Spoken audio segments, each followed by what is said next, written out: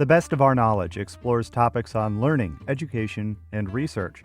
Coming up, as discussions over a state policy in New York to restrict cell phones in schools continue, we'll speak with an elementary school counselor about how students are affected by electronic devices. And a private liberal arts college rolls out a new life balance initiative. I'm Lucas Willard, host of The Best of Our Knowledge.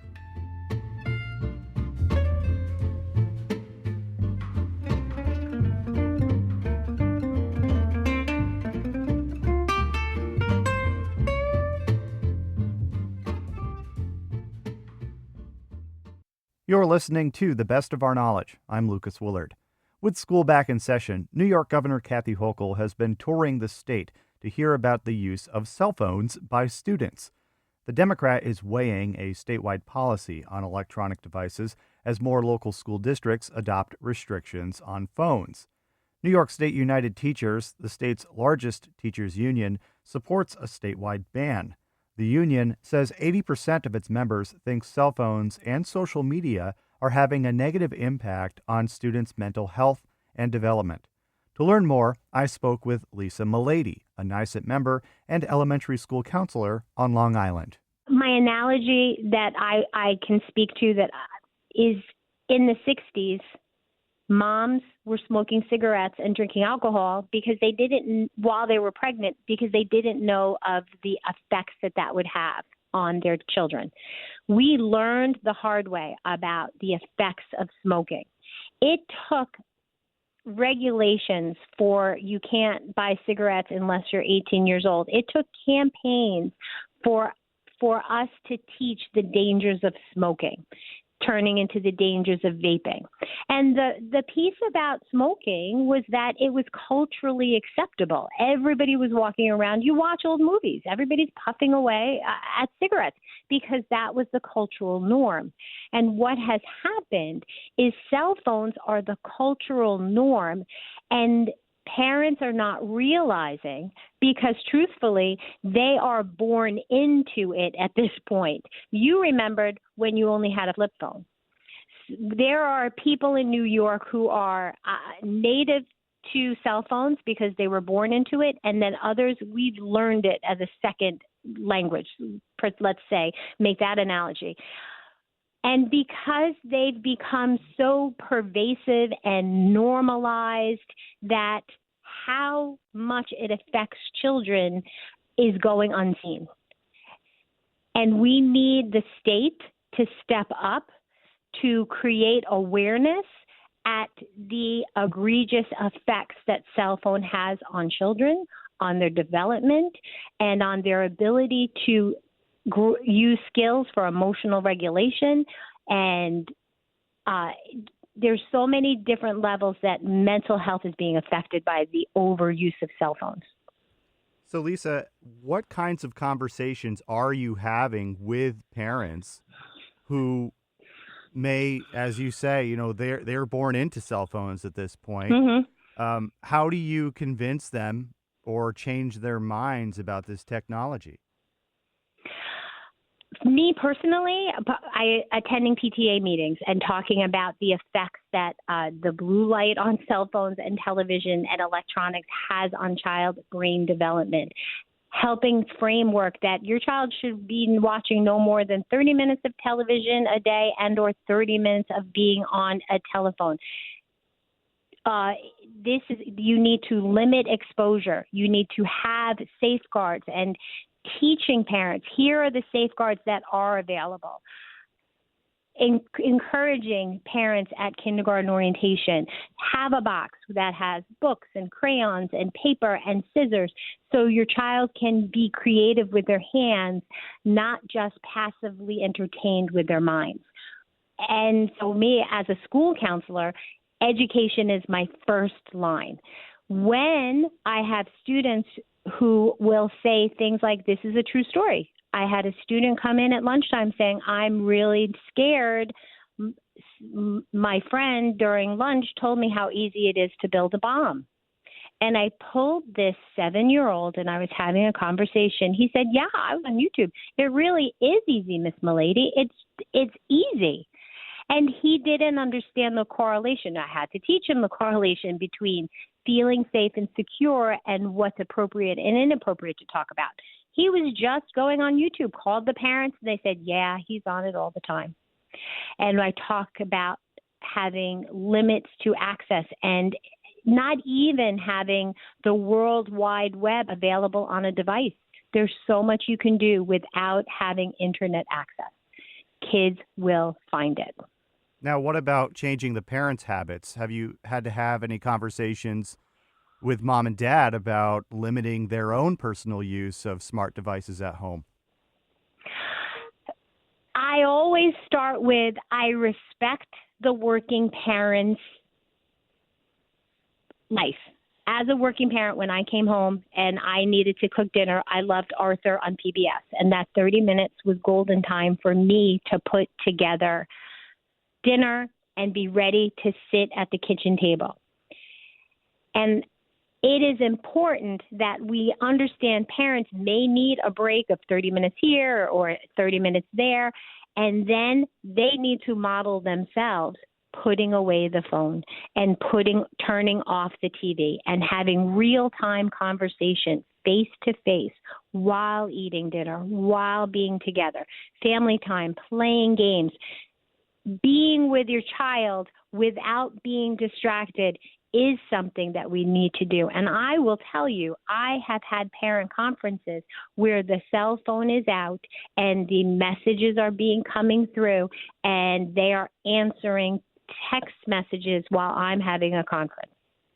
And at that point, to talk about it's a distracting piece, it's important for your child to know that they have your undivided attention. Every child needs to know that they're the center of someone's universe. And if the phone is the center of the parent's universe, then the child has no place to be there. And so we have to just show each other.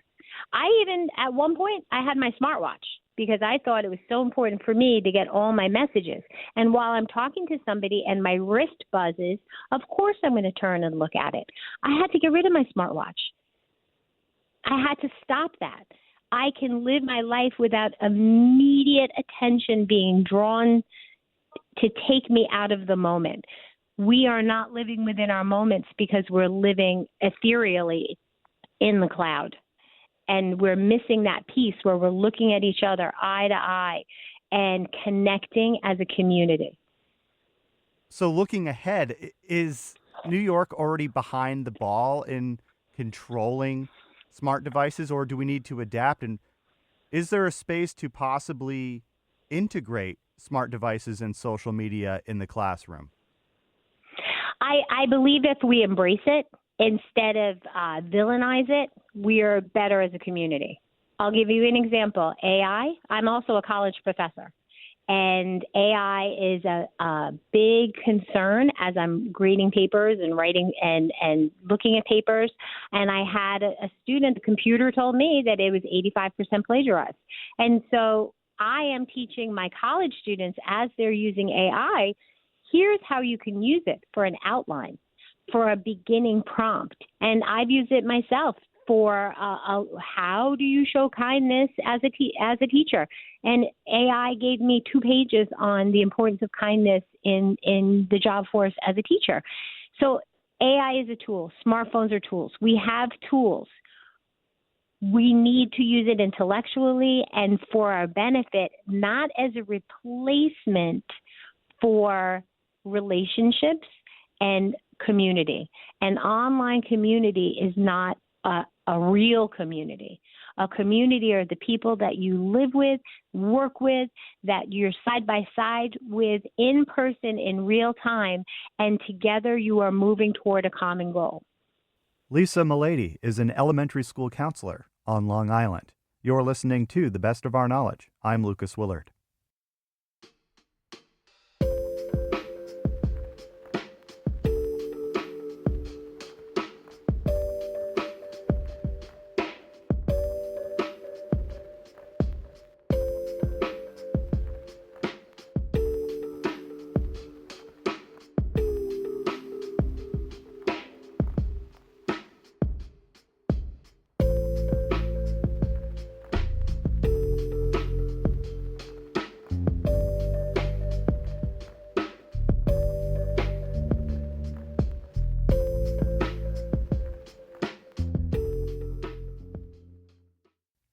We often hear the term work-life balance, but what does that mean? And how are colleges and universities working to achieve it?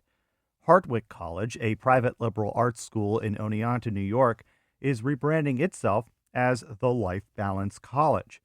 The initiative to create an experience that supports students academically, physically, emotionally, and financially is part of what Hartwick calls a new benchmark for what a college education should look like.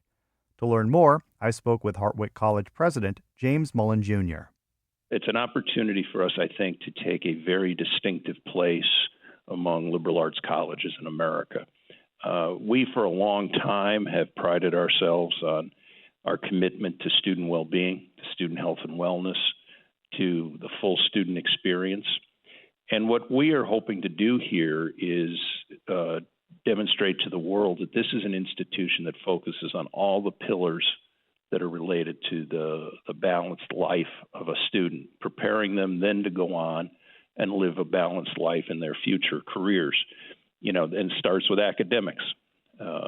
Our academic program here is focused on student faculty engagement, on undergraduate research, on faculty really helping students find their passion as they explore their academic program, and bringing joy, frankly, to the intellectual enterprise. The campus culture, ranging from all our clubs to a real focus on health and wellness of our students, the physical health, the mental health that allow our students to enjoy a balanced experience here. We have miles of walking trails on the campus. We have wonderful facilities for exercise and working out. We have students who are personal trainers. I have one myself. We have students who are peer health counselors. We have a wonderful, focused mental health program here to ensure that as students face the stresses of college life, we're there for them.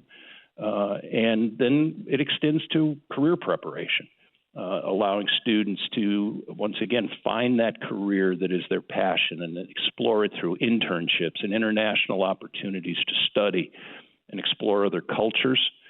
And then the final piece, which is a stress for so many students, is to guarantee price transparency.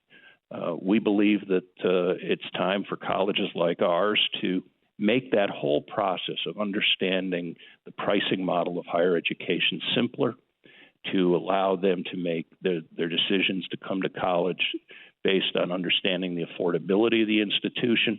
And what we're trying to do is say, look, you're going to receive a magnificent liberal arts experience here, one of the best in the country, I believe, and I've been around a long time. And you're going to do it at a price that is both transparent and affordable. So let's talk about that transparent tuition model. In your experience, just in leadership roles at institutions around the country, has the financial component of attending college been confusing for students?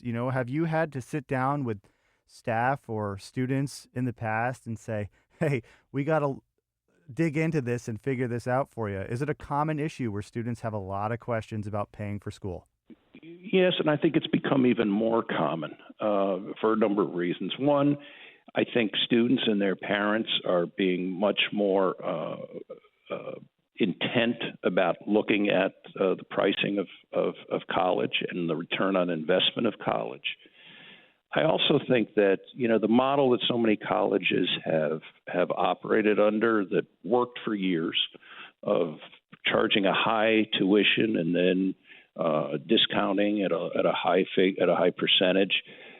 People are tired of that, and what I also see is individual students look at your sticker price and they never go past that.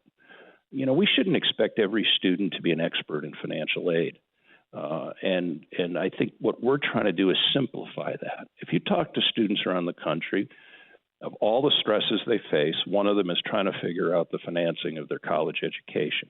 We want to simplify that. And I think the model that we're presenting is going to do that.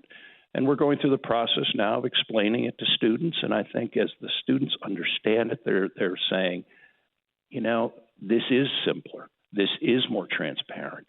I do now see a pathway forward for me without having to figure out what's the sticker price and what's the discounted price, and then how does scholarship fit into it.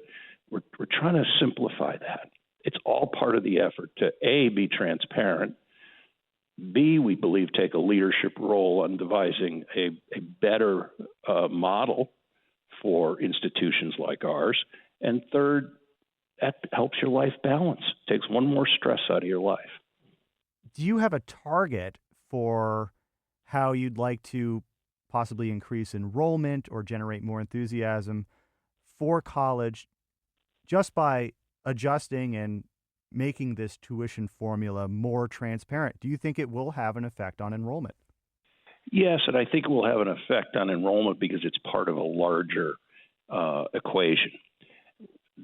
We have to be distinctive in the marketplace, and I think the life balance approach makes us distinctive. Then we have to demonstrate a return on the investment students are making. I think we do that every day. I think we offer a very powerful student experience here in liberal arts experience. And then within that, we're offering the transparency on pricing and the more clear approach to how a student can finance their education. I think it's all of the above. It's not just the pricing. It's how we establish ourselves in the marketplace and then deliver on it. I'll give you an example real quickly. So, one of my favorite stories is a student who I talked to last year, who was a first-year student. In her first year, she had studied during J-term, the January term, she had studied in South Africa. Then she was preparing to go on a summer research experience out of state related to biology, and she was already planning her second international travel experience. That's by the time you're halfway through your sophomore year. The fact that we can offer that here to students and do it in a way that fits into a full life experience and prepares them to live that balanced life after they leave, and then do it with the transparent pricing model, I think is the differentiator. What opportunities will be there for students for specifically career preparation? Maybe during the fall and spring semester, they're taking their core courses and getting that well-rounded liberal arts education. But will the programming in the middle of the winter or over the summer be more pointed towards career path development?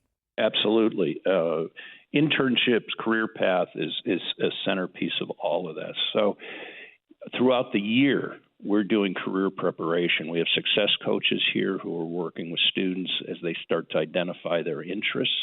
Our career advisors are in place to help students as they begin to articulate those. We have internship opportunities all over the country and, frankly, around the world, and many of them established by a powerful alumni network who are setting up internship opportunities in their various companies. And we call them career hops.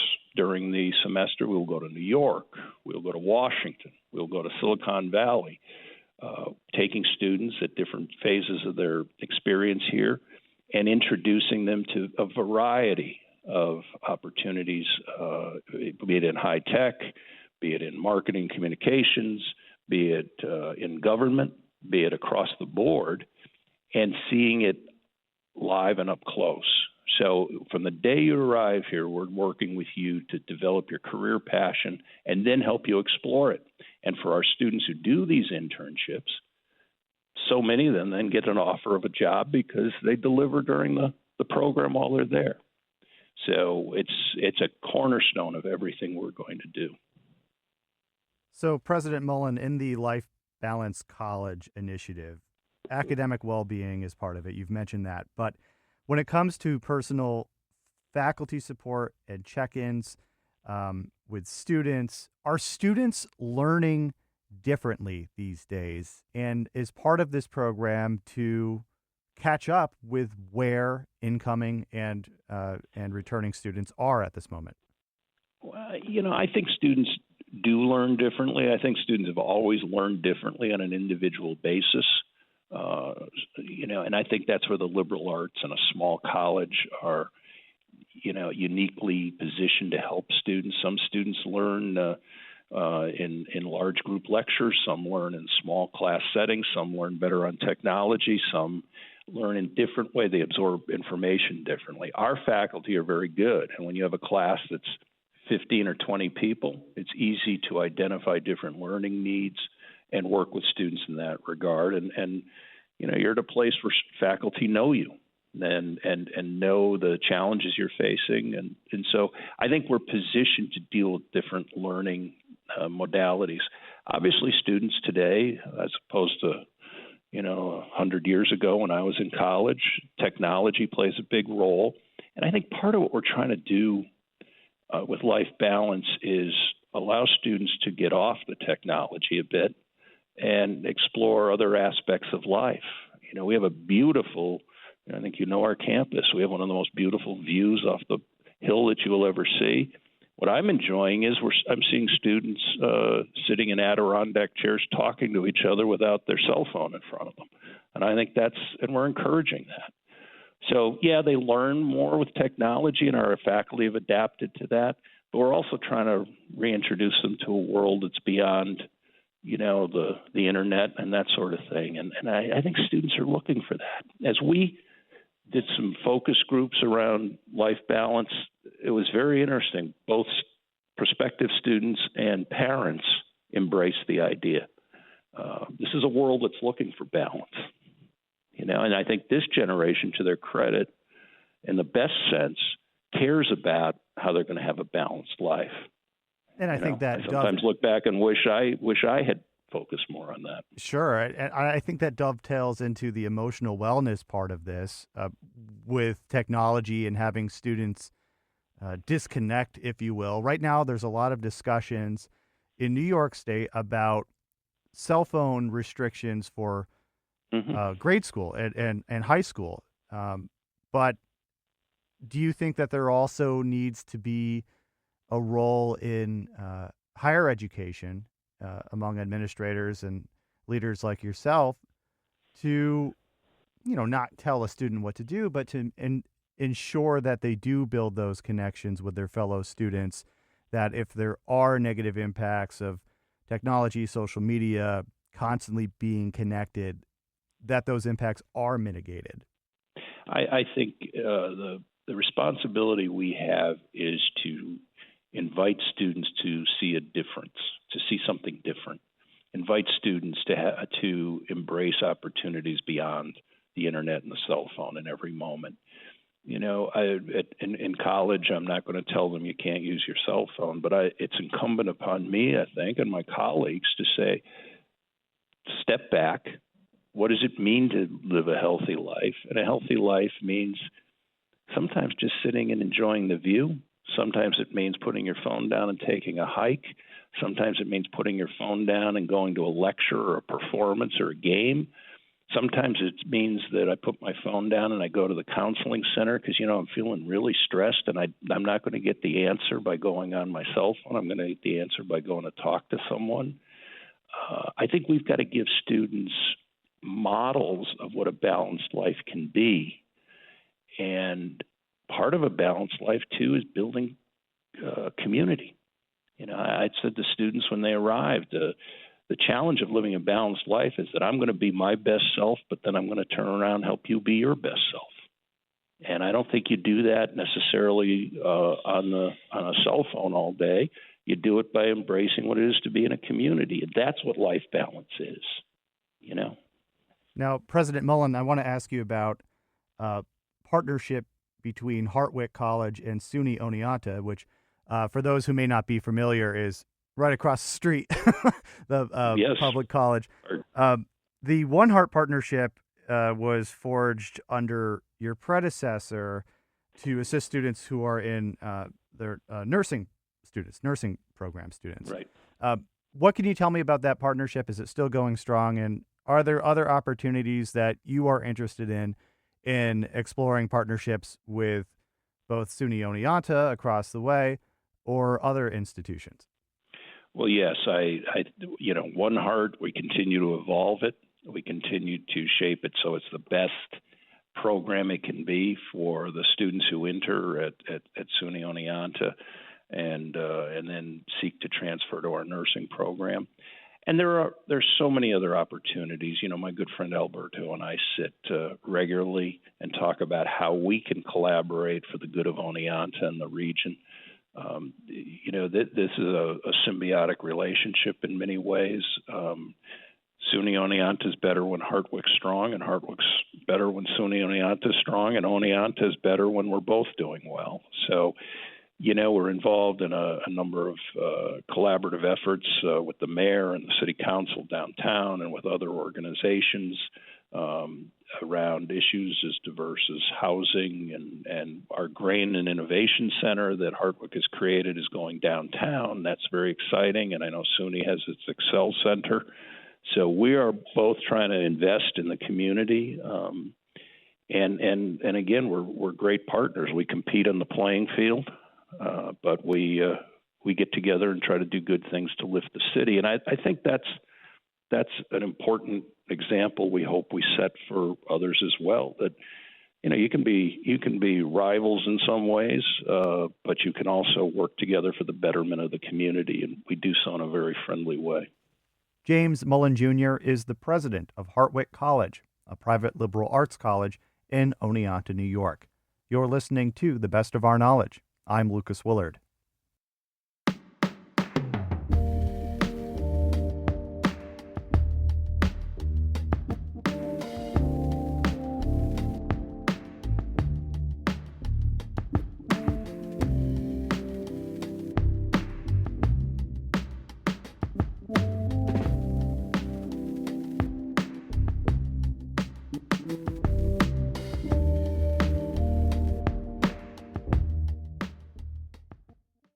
If you'd like to tell The Best of Our Knowledge what you think, send us an email at knowledge@wamc.org.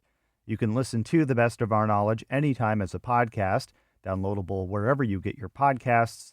If you want to catch up on past episodes or hear more WAMC National Productions programs on the arts, academic study, books, women's issues, the media, and the environment, visit WAMCpodcasts.org.